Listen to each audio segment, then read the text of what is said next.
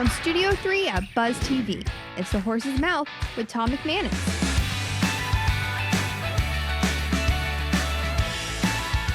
All right, welcome into another edition of The Horse's Mouth here at Tommy Mac's at my bar, of course, where everybody's welcome to have a seat and get a chance to tell their story about what they're doing out there in this great land of Northeast Florida and beyond. Brought to you by our good friends at Foodies Care and right here at Client Focused Media. Great to be here. Major Harding is here, so it must be Biz Champions time on the show, and he's brought some friends of mine as well. We're going to talk a little AI, a little financing, a little accounting, maybe even a little baseball as we get into it with the panel. So let's start off with David Vega. He's back from Tridence. Hey, David, how are you? Good, nice to meet you. You're our AI expert of the panel.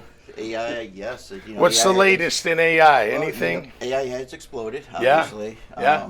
We've been diverging AI for the last 7 years, though, before it kind of hit Yeah, the right, public. right. But everything right now is an AI language where everyone is utilizing it to try to do better off.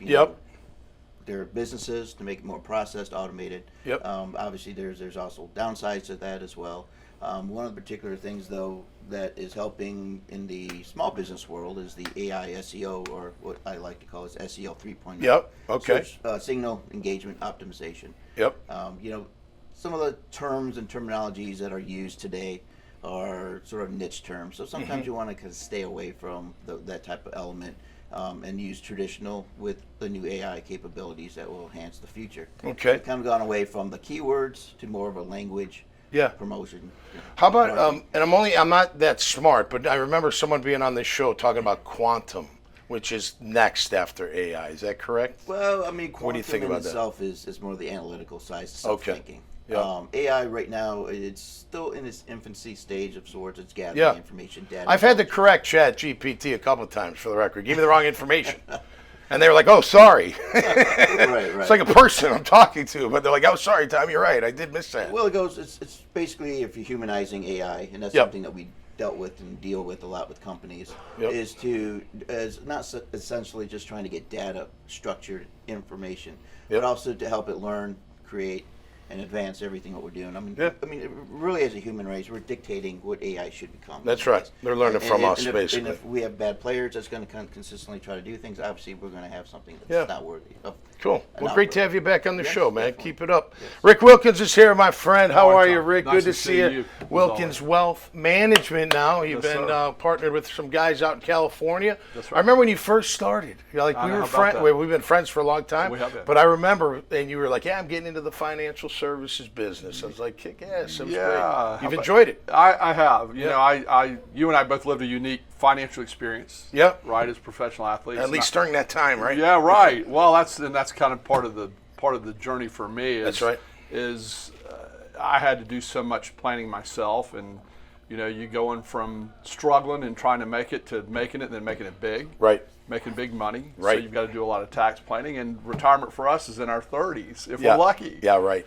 And there's a lot of life left after No that. doubt. So that experience, and plus kind of my engineering pursuits and background before baseball is kind of what led me down this pathway. And I had a mentor and a dear friend who led me into the business, and started Principal Financial Group. Nice. Cut my teeth there for 15 years, and then have gone out, like I said, manage my own firm and independent, that sort of thing. But yeah, I love what I do. I love helping. Do you help a lot of athletes? Some. Some. Just kind of lead the way. Yeah, it's not my focus, but we need it. Yeah, but everybody has a unique story and that sort of thing, and every professional athletic pursuit is different. Yeah. Golf and NFL and Major League Baseball, but really I focus on managing individual wealth and business owners, and there's a lot of those out there. That's great. So that's what I do. Cool. We're going to get back to the baseball in just a minute. That's right. Hang on. All right. Nick Miller is here. Hey, Nick. Good to see you. My good friend, Clay County Clerk and Comptroller. I've been with them for about a year. Tell us all about it. This is a family friend, by the way. We're family, just so everybody knows. Yeah, we are. That's right. So I've been working there for about a year. I'm the Inspector General there, which is a function underneath the clerk. our clerk is Tara S. Green. She's phenomenal. Okay. Been clerk of the year in the state of Florida, and she's the best. So very fortunate to work under her. And basically what we do is Doge before Doge. We're there to prevent and detect fraud, waste, and abuse. Okay.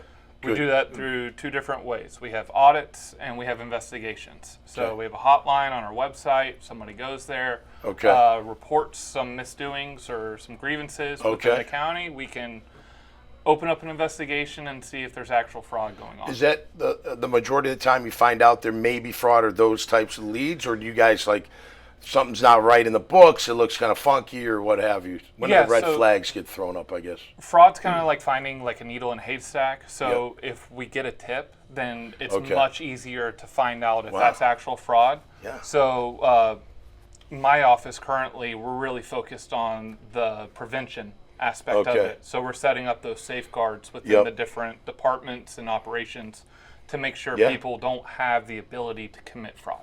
Those tips come in, the juice has got to be just like fired up a little bit. Right? Yeah, it's fun. You know what I mean? Because now it's like Chase is on. Yeah. Catch Me If You Can. That movie with Tom Hanks. You know what I mean? Like it's like, all right, I found it. Now I'm coming after you. I'm hunting you down. It is the one exhilarating part of the job is you actually feel like a detective whenever you're combing through and you're finding the string and you're pulling it back and finding another layer.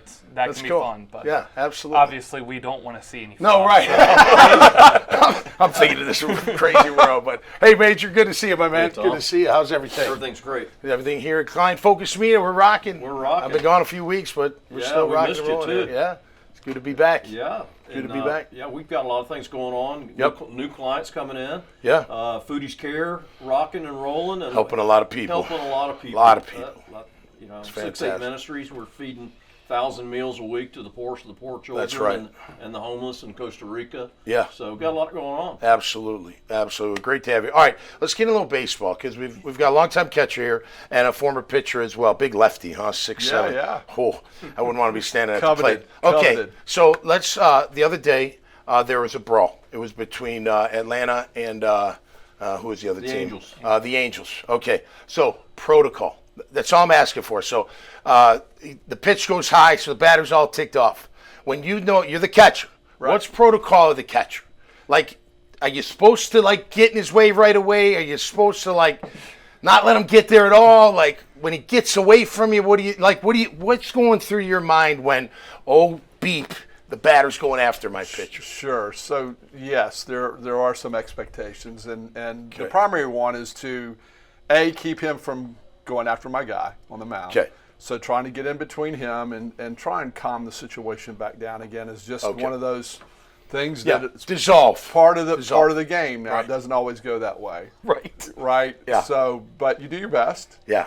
But sometimes it does get a little bit out of control. It does. Yeah, and most of the time nobody's really getting hurt, right? No, maybe a punch here or there, but nobody's really getting It's a lot of verbal. Yeah. It's like anything. It's like you throw a punch on the field, you're gone. Yeah. Same way in baseball. Right, they both got ejected. That's right. Yeah, and so you it's a lot of verbal, a lot of pushing and shoving, and a lot of posturing to a degree. Yeah.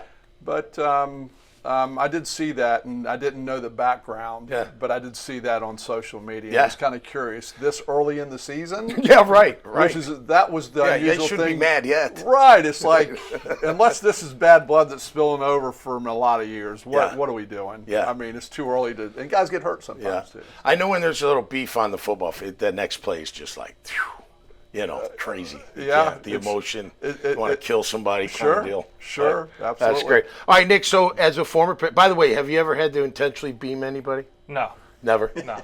Because that's part of the deal sometimes, right? Like, hey, they hit me, my guy. I got to come back and maybe hit their guy, or at least brush him back. A little chin music. In the pros, you get 162 games, so if you get suspended for a couple, it's okay. not a big deal. In college, we only play like 50 suspensions. Not quite as. So maybe not as experienced as someone rushing him. But as what are pitchers supposed to do? They got to defend themselves.